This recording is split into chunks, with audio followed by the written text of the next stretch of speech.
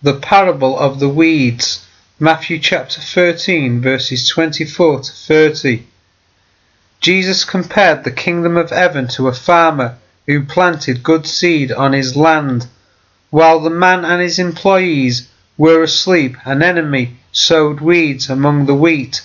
When both kinds of seed grew, the servants thought they should pull up the weeds at once, but the farmer knew that pulling up the weeds at that time would also uproot the tender young wheat, so he ordered that they wait until the wheat was mature. Then at the right time the reapers would pull up the weeds and burn them, and the wheat could be properly harvested. What is the kingdom of heaven? It is spiritual consciousness, or a state of mind in which peace, love and harmony fill the thought of the individual or a group. In interpreting the parable of the weeds, Jesus said the field is the world. What sort of world is the field in which the Son of Man sows good seed?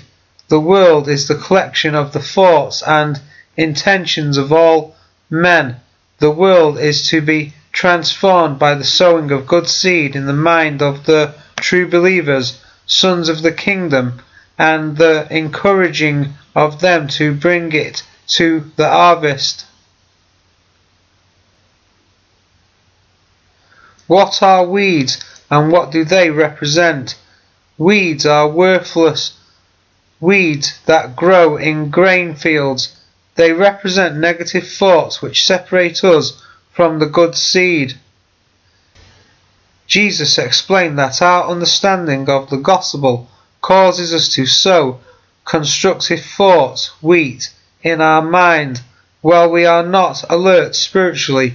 Sleeping, the carnal mind, the enemy, plants error thoughts, weeds.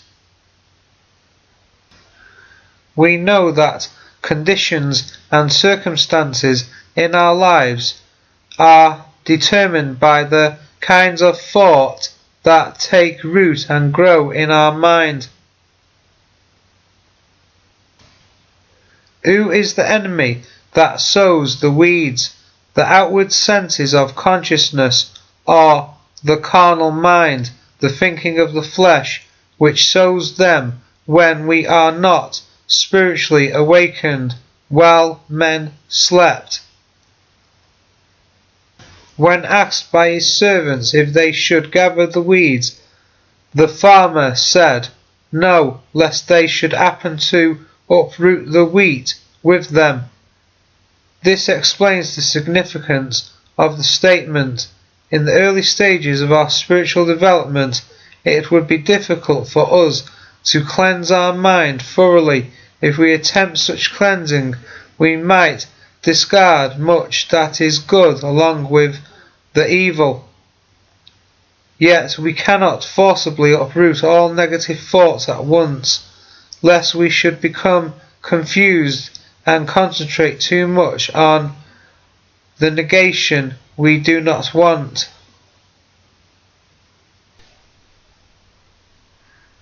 When we attain to sufficient spiritual understanding, the time of the harvest, we can safely make the separation. Then we can cast out the destructive thoughts, burn them, and preserve the positive good ideas. Gather wheat into the barn.